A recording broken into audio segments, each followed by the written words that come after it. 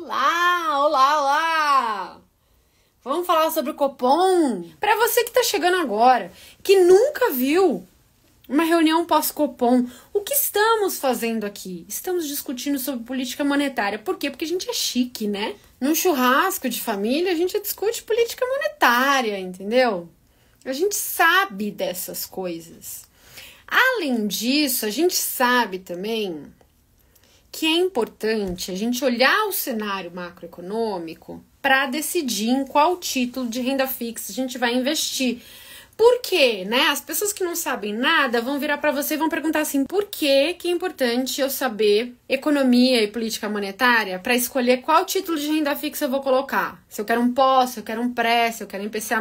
Porque cada um desses títulos se comporta de uma maneira totalmente diferente dado o cenário macroeconômico. Se o cenário macroeconômico tiver com juros subindo, o mercado sendo surpreendido para cima e tal, eu não vou escolher um pré-fixado em IPCA+, porque ele pode dar prejuízo de marcação ao mercado. Por outro lado, se eu achar que as taxas de juros vão cair, tá na hora do pré, eu posso ganhar 20, 30, 40, 50% com um pré-fixado ou um IPCA+, porque é um cenário de queda das taxas de juros. Que o importante, quando você vai comparar um título de 2 anos, de 3 anos com o Tesouro Selic, não dá para você comparar com a Selic de hoje, porque cada 45 dias tem o Copom e o Copom muda a taxa Selic. Então, se o pré-fixado está mais alto no Tesouro Direto para 2 anos, é porque o mercado acredita que a Selic vai subir nas próximas reuniões. E a gente já sabe disso. Então, hoje eu vou falar o que para vocês? Vou falar sobre o cenário. Tá certo? Vamos entender melhor o cenário para saber qual título escolher. E claro, no final eu vou falar para vocês qual título escolher. O Copom subiu a Selic de 13,25 para 14,25 como amplamente esperado pelo mercado. Muita gente fala assim para mim, Marília, como está vindo o Copom? Será que eu preciso esperar o Copom subir a Selic para 14,25 para então investir num pré-fixado ou num pós-fixado? Não, gente, não precisa esperar. O pré-fixado já estava precificado que a Selic ia para 14,25. E no Tesouro Selic, assim que a Selic vai para 14,25, no dia seguinte, o Tesouro Selic já começa a render 14,25. Então, você não precisa esperar para comprar a 14,25. Porque o Tesouro Selic muda automaticamente, tá? E o pré-fixado já embute essa expectativa nas expectativas dele, então, portanto, esse preço já tá lá. Então, não precisa esperar para investir. Não existe essa história de esperar para investir depois do Copom. Eu só esperaria para investir no pós-Copom somente se eu achasse que Galípolo não ia subir 100. Iria subir 200, 300, 400. Iria surpreender o mercado. Aí sim, eu espero ele surpreender o mercado reprecifica as taxas para cima e daí eu entro. Lembra que sempre ele começa falando do ambiente externo. Por quê? Porque nós somos uma pobre jabuticaba. Nós somos muito menos importantes do que a gente acha que é. Na fila do pão, o Brasil não é ninguém. Quem é alguém? Os Estados Unidos. Então, o que os Estados Unidos fazem, a gente tem que reagir, né? Se eles sobem a taxa de juros lá, acaba subindo a nossa taxa de juros aqui. Porque eles são a economia mais segura do mundo. Aí fala assim, o ambiente externo permanece desafiador em função da conjuntura de política econômica dos Estados Unidos. Aí ele mudou essa parte, ele falou principalmente pela incerteza acerca de sua política comercial, vulgo tarifas, e de seus efeitos. Vamos entender essa parte. O Trump tá saindo à torta e à direita falando que vai tarifar todo mundo, né? Então ele sai jogando as tarifas assim. Vou tarifar Canadá e México. Aí ele senta para negociar com o Canadá e México. Dali a pouco ele fala assim, não, eu vou postergar então essa tarifação por mais 30 dias. Ah, não, vou voltar a tarifa. Senta para negociar. Ah, não, vou... Enfim, tá? Nessa vai, não vai. Na China, ele já colocou tarifas aí de 25%. Beleza. Tarifou. Quando você aumenta uma tarifa, o que acontece? Os preços sobem e a atividade cai, tá certo? Então, você gera incerteza a respeito da continuidade do seu crescimento econômico, porque você aumentou as tarifas, então o mercado tá com medo em relação a uma possível recessão nos Estados Unidos. Você aumentou a incerteza acerca do futuro do crescimento da economia americana. Então, o que o Banco Central aqui está reconhecendo é que é um cenário mais difícil de prever e quando gera incerteza, a gente aqui tem que ficar com o pé atrás. Aí ele passa para o cenário doméstico.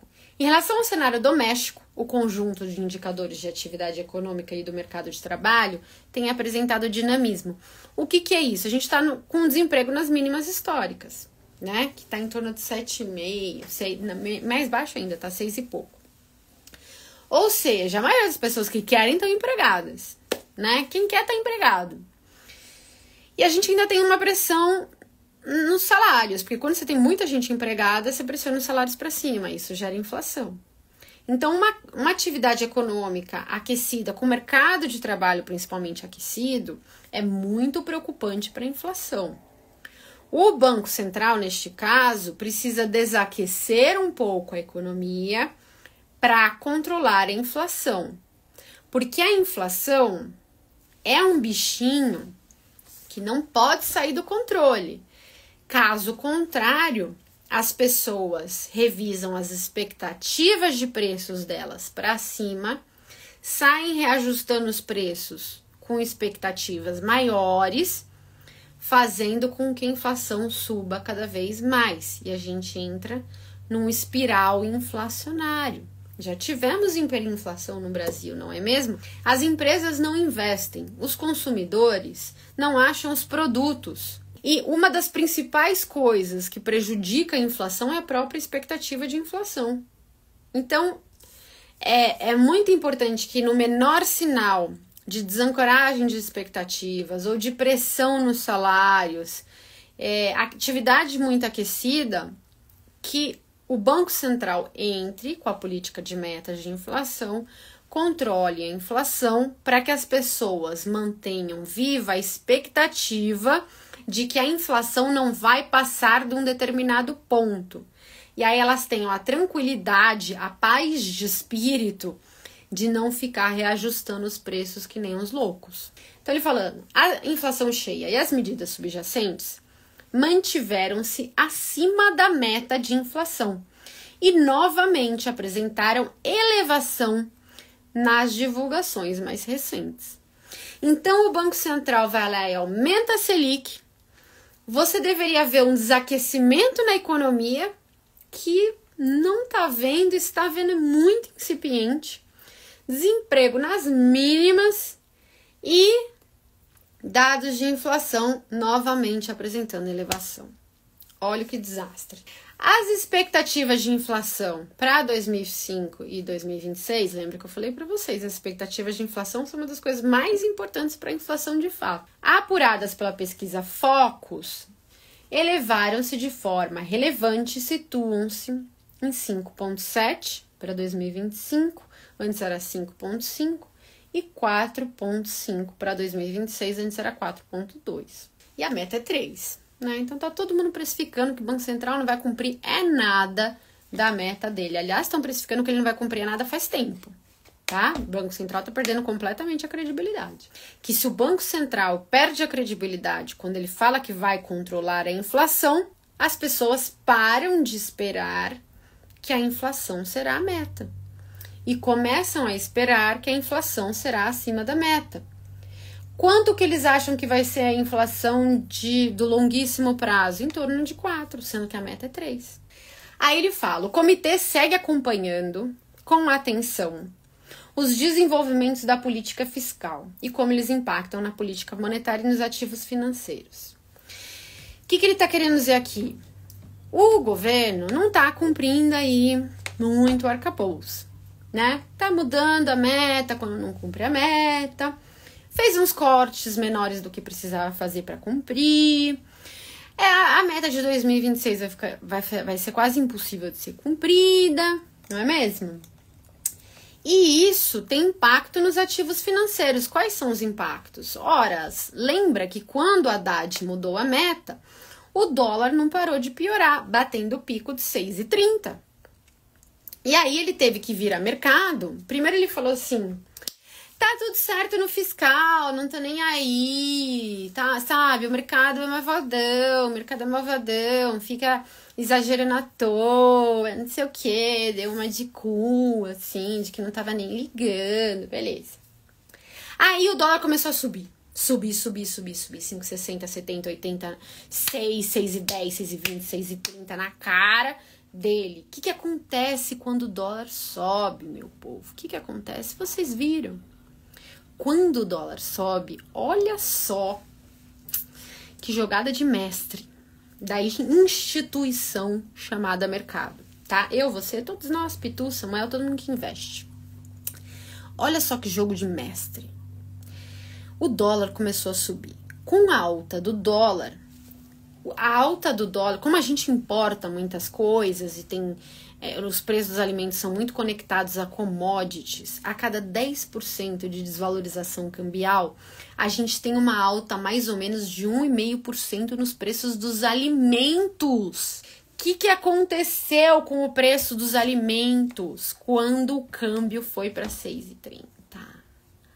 Doeu, né? Doeu aonde? No bolso da população. Além disso, porque a inflação estava subindo, as taxas de juros subiram também. Por aumento de risco e por aumento de inflação. Aumento de prêmio de risco, né? Porque você está numa economia onde o governo não controla o fiscal, então quem vai ser o louco de emprestar para esse governo, né? Eu que não. E o próprio aumento do câmbio gera mais inflação. Então, olha que loucura. Ele começou a fazer isso. O juro começou a subir. O câmbio começou a subir. As empresas já não conseguiam mais emitir dívida, porque ninguém queria tomar dívida. As empresas estavam com dificuldade financeira porque subiu muita taxa de juro. Aí o Haddad, que estava todo assim, tô nem aí. Lula, que estava, controle fiscal, coisa de mercado, malvadão. A Glaze, que falava, o mercado está fazendo um ataque especulativo, blá, blá, blá, blá. Começaram a dar um passo para trás. Tipo assim, o Haddad virou e falou, opa, não, gente, vocês entenderam errado. É claro que eu me preocupo com o fiscal, como não? Óbvio que eu me preocupo. Inclusive, eu me preocupo tanto que vou fazer um corte de 40 bilhões do orçamento. Estou muito comprometido. Acha? Muito comprometido. Foi lá, anunciou um pacote de 40 bi de cortes. Sabe por quê, meu povo? Porque quando as taxas de juros começam a subir e os investidores começam a ficar inseguros, eles param de participar do leilão de dívida. O governo, para se financiar, como ele gasta mais do que arrecada, ele pega dinheiro emprestado. De quem? De nós, do mercado financeiro. Tá certo? De todos nós. A gente vai comprar um Tesouro Selic, comprar um IPCA+, comprar um pré-fixado. A gente está emprestando dinheiro para o governo. Tá certo? E aí, quando ele faz essas baboseiras, a gente fala assim, também não vou emprestar. E aí, o Tesouro Nacional tem aproximadamente 7 meses de gastos e de rolagem de dívida em caixa. E aí, os leilões do Tesouro começaram a espirrar. Que isso, Marília? Eles têm alergia? Não, meu povo. Espirrar é quando o Tesouro vira e fala assim, tenho 100 mil títulos, 100 mil NTNB 2035 para vender. Quem quer? E aí, quem quer? Ninguém? Dou-lhe uma. Dou-lhe duas. 35, minha gente. Vamos lá. Ninguém quis. O leilão começou a espirrar. Aquele caixa que era de 7 meses virou de 6 meses e meio, de 6 meses, de 5 meses e Aí o Haddad falou, não, meu povo, vocês se enganaram. Eu me preocupo muito com o fiscal. O Lula foi rapidamente e falou assim, eu não falo de juros, quem fala de juros é o Banco Central e o Banco Central tem que fazer o trabalho dele. Claro que vamos fazer um ajuste fiscal, porque não podemos gastar mais do que a gente arrecada. Toda chefe de família sabe disso. Até Glaze, meu povo, até Glaze falou bem do Banco Central, tá? Então é muito engraçado como o mundo dá voltas, não é? O que ele tá falando nesse parágrafo, no final das contas, é que o comitê tem que acompanhar com atenção os desenvolvimentos da política fiscal. Por quê? Por que ele tem que fazer isso? Porque se a política fiscal afeta a credibilidade, ela afeta o dólar. E se ela afeta o dólar, ela afeta a taxa de juros, ela afeta as expectativas e o Banco Central tem que reagir.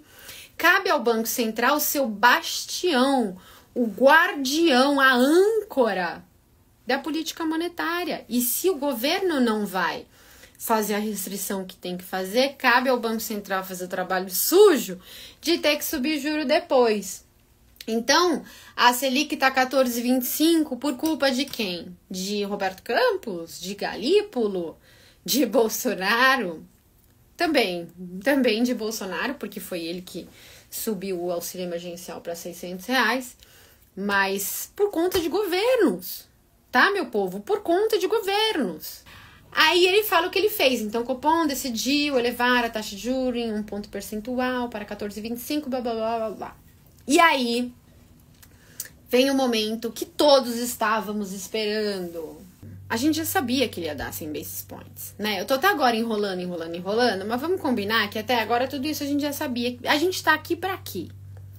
A gente está aqui para entender o que ele vai fazer depois disso, não é mesmo? E aí ele fala no próximo parágrafo, abre aspas. Diante da continuidade do cenário adverso para a convergência da inflação, vírgula, e aí é um trecho novo, da elevada incerteza e das defasagens inerentes ao ciclo de aperto em curso. O que é isso, Marília? O que é defasagens inerentes ao ciclo de aperto em curso? Não entendi bolhufas. Defasagem é o quanto demora para um aumento da Selic bater na inflação. Por exemplo, o Banco Central agora subiu a Selic de 13,25 para 14,25. A inflação amanhã não vai cair. Só porque ele fez isso hoje. Você aumenta a taxa de juros. Os bancos vão lá e aumentam a taxa de juros do crédito, né, dos empréstimos. Como aumentou a taxa de juros dos empréstimos, fica mais caro pegar um empréstimo. Você vai lá no seu banco tentar financiar a sua casa, seu carro, o crédito livre, enfim. A parcela não cabe no seu orçamento. Eles não aprovam o seu crédito, cai a concessão de crédito, cai o consumo, desaquece a economia. Então, é um processo, tá? É um processo. Um aumento de taxa de juro hoje vai fazer o seu efeito total na inflação só em aproximadamente 3 trimestres à frente, 9 meses à frente. Então, o que está acontecendo na inflação hoje é consequência do aumento da Selic de 9 meses atrás. Então, ele está falando, diante de tudo isso e das defasagens inerentes ao ciclo de aperto monetário, ou seja, eu ainda não vi as consequências dos aumentos de juros que fiz.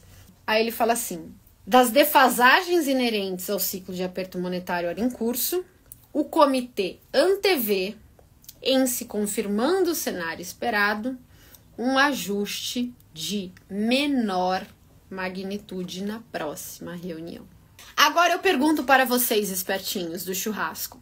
Ajuste de menor magnitude significa o quê? Significa menor que 100, óbvio, né? Mas significa 75, 50 ou 25? Tem gente falando 0,25, tem gente falando 0,75, tem gente falando 0,50. Sabe por quê, gente? Porque ele não se comprometeu. Tanto faz, não sei, pode ser tudo, tá em aberto. Tá em aberto, pode ser 0,75, pode ser 0,50, pode ser 0,25. O que não pode ser é zero, né? Porque ele falou um ajuste de menor magnitude, então zero não pode ser. Marília, mas posto isso, o que faço eu com meus investimentos? O Banco Central vem subindo a Selic, certo? Subiu 2 de 100, subiu 2, 3 de 100, aí já nem me lembro mais. Vai subir a Selic para perto de 15%, que vamos combinar que é uma taxa muito alta, né? É muito juro, meu povo. É muito juro. Não precisaria disso, tá? Se não fosse a falta de credibilidade. Se a taxa de juros de 6 meses atrás já estava começando ainda incipiente a provocar um início de desaceleração econômica, então esta Selic de 15% muito provavelmente vai ser o suficiente para quê? Para controlar a inflação. E se a gente tiver alguma melhora dos indicadores de mercado, como por exemplo do câmbio, das taxas de juros de longo prazo, por conta de um ganho de credibilidade, é muito possível que a gente possa ter um ciclo de queda das taxas de juros mais contundente para frente. O que eu tô querendo dizer para vocês? Uma taxa de 15% é muita taxa. A taxa de 9 meses atrás já estava começando a fazer efeito na economia, então uma taxa de 15 vai fazer mais ainda, vai jogar a gente num crescimento bem mais baixo, talvez até uma recessão, que são 2 trimestres seguidos de crescimento negativo. E isso sozinho não faria a gente ter um ciclo de queda de juros, porque a gente ainda precisa controlar as expectativas e controlar a inflação. Mas isso, junto com um ganho de credibilidade, pode fazer com que a gente tenha queda nas taxas de juros. Ou seja, as taxas de juros têm pouco para subir e bastante para cair se as coisas melhorarem. O que eu estou falando para vocês? Temos aqui um cenário de assimetria, onde a taxa de juros tem pouco para subir, porque já está num patamar exorbitantemente alto e o próprio governo já deu um pouco para trás na ansiedade dele de sair gastando mais, tá? Agora vai fazer a alteração do IR, vai por um lado reduzir, isentar IR abaixo de 5, por outro lado vai coletar mais impostos da população de alta renda. Então, não está gastando mais, teoricamente, né? Só está trocando. Então, o governo já colocou um pé atrás nos gastos e temos uma das taxas de juros altíssimas e com pouco para subir. Por outro lado, se as coisas melhorarem, temos, né, um caminhão de juro para cair. Então, temos uma assimetria importante que faz com que eu, Marília, goste de aplicar juro no Brasil, principalmente o longo, tá? IPCA+, principalmente. Qual você gosta, Marília? Você falou que ia dar nome e sobrenome. Gosto do IPCA+, que não paga cupom, vencimento 2040. Pronto, falei, tá? Não me cobrem mais. Tá brincando? E gosto de prefixados também. Prefiro o IPCA+, porque a inflação pode acelerar se o governo fizer alguma besteira, tá? Agora, vem comigo. Estamos com a taxa de juros em patamares altíssimos, como eu falei para vocês. E estamos nos aproximando de ano eleitoral, cujo governo atual está sofrendo com baixíssima popularidade. Por quê? Porque câmbio desvalorizado, juro alto, economia desacelerando, expectativas desancoradas e preço dos alimentos nas alturas. Então, o governo atual está sofrendo com baixa popularidade. Ou seja, a perspectiva de troca de governo ganha mais probabilidade ou menos? Mais provável. Vamos combinar? Vamos combinar aqui? E não estou falando nada sobre preferência aqui, tá? Estou falando sobre probabilidade. Então, horas. Se é verdade que o juro está muito alto, se é verdade que a simetria está ao nosso favor, e somando a isso um cenário de possível troca de governo, olha só que vontade que está me dando de aplicar esse juro no Brasil e de comprar bolsa.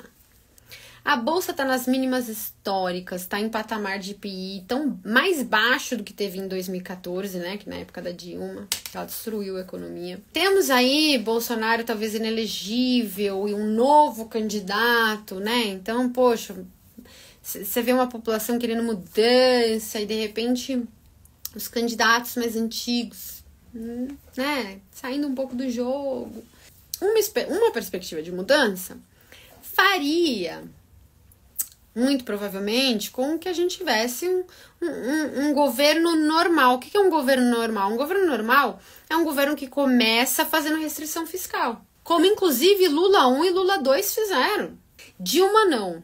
Dilma não fez restrição fiscal antes de gastar. Ela gastou, chegou na meta, dobrou a meta de gasto. Por isso que deu no que deu. Lula 3 foi igual a Dilma 1 e 2. Já chegou acelerando. Para isso, o próximo governo muito provavelmente vai fazer com que todos os governos, tirando Dilma 1, Dilma 2 e Lula 3, fizeram. Ele vai primeiro fazer um ajuste fiscal e depois vai soltar. Este ajuste fiscal vai fazer com que o mercado de ações suba muito rápido e o mercado de juros caia também, tá? E eu acho isso uma baita de uma oportunidade. Quando isso vai acontecer, Marília? Me dê datas, eu quero datas. Eu não sei, gente, eu não tenho bola de cristal. Mas eu vou dar um cheiro pra vocês. Acho que em algum momento do segundo semestre desse ano pro finalzinho desse ano, porque ano que vem já é ano eleitoral. Ah, Marília, quero esperar ver quem vai ganhar as eleições pra entrar na bolsa. Não vai ganhar dinheiro. Se você esperar dar tudo certo, o preço vai ser outro. E aí você vai ter um ganho CDIístico, né, Samuel? Concorda? O que é um ganho CDIístico, Samuel? Fala pra eles. É um ganho, tá bom, um pouquinho melhor, tá bom, um pouquinho melhor do que a Selic, um pouquinho melhor, mas nada demais. Concorda, Samuel? Não é isso que a gente quer. A gente quer o quê? A gente quer mudar de patamar. A gente tem esperança, sonhos, a gente tem aflições. A gente quer ganhar muito dinheiro para comprar mais gatos, né? Não sei quanto a vocês. A gente vai colocando gatos dentro de casa. Tem empresas que o Fabiano olha, que o Ragazzi olha, que estão como? Estão com um potencial de valorização de 500%. Então, você, meu querido, a hora que todo mundo achar legal investir em bolsa, que ficar claro para todo mundo que vai ter mudança de governo, que ficar óbvio e tal, vão ter poucas ações e o mercado inteiro querendo entrar. Então, ou você se posiciona, ou só no próximo ciclo. Eu vou ter renda fixa? Claro que eu vou ter renda fixa. Eu vou, inclusive, investir no IPCA mais 2040 que eu falei para vocês, para ter ganhos de marcação a mercado. Claro que eu vou, mas eu vou também estar em bolsa. E aí eu tenho uma coisa importante para falar para vocês. Quem quer minha ajuda para montar uma carteira, vai enviar uma DM para mim, falando Nord Advisor Pro. E eu vou dar um baita de um desconto para vocês no Nord Advisor Pro. O que é o Nord Advisor Pro? Renda fixa, ações, tem fundos imobiliários, tem ações de dividendos, ações de valor e tem também a nossa carteira global. Essa que é a grande diferença. Então, tem investimentos lá fora, ações lá fora, renda fixa lá fora. O que é importante do Nord Advisor Pro também? Além de tudo isso, além dessas minhas falas, dessa minha cabeça de investimentos, do que eu penso, do que eu gosto de fazer, porque, né, a gente faz também umas pimentinhas. O que são pimentinhas, Marília? Aqueles trades fora do consenso que eu gosto de pegar. Então, lembra que eu falei pra vocês que no final de 2020 a gente fez um call spread que ganhou 450%? Porque o mercado também estava muito leve e eu achei que ia ter um rally de final de ano. Pois é, ganhamos 450% nesse rally. Samuel, deixa eu falar. Aí depois passou-se um tempinho, em 2022, 2023, eu entrei em Hash 11, né? Entrei em Bitcoin a $20 mil. Saímos a $65 mil. Ganhamos aí, quanto deu? 150%, tá certo? E o último trade que fizemos foi o ano passado, que entramos em Bolsa da China. Entramos no China 11, saímos ontem, ganhamos 70%. Então, além da carteira de renda fixa, da carteira de ações, com as melhores ações que a gente gosta, temos também essas pimentinhas. Qual é a pimentinha da vez, Marília? Acabei de fechar a posição da Bolsa da China e entrei aonde? Naquela que eu acho que é a melhor de todas, que é Bolsa Brasil, meus queridos. Estamos em Bolsa Brasil. Estamos realmente comprometidos com Bolsa Brasil e eu acho que é um puta trade. E eu acho que é.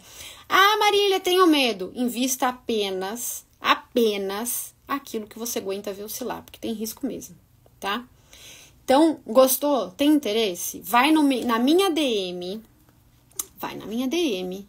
na DM do Samuel e digite Nord Advisor Pro. Eu te mando o link.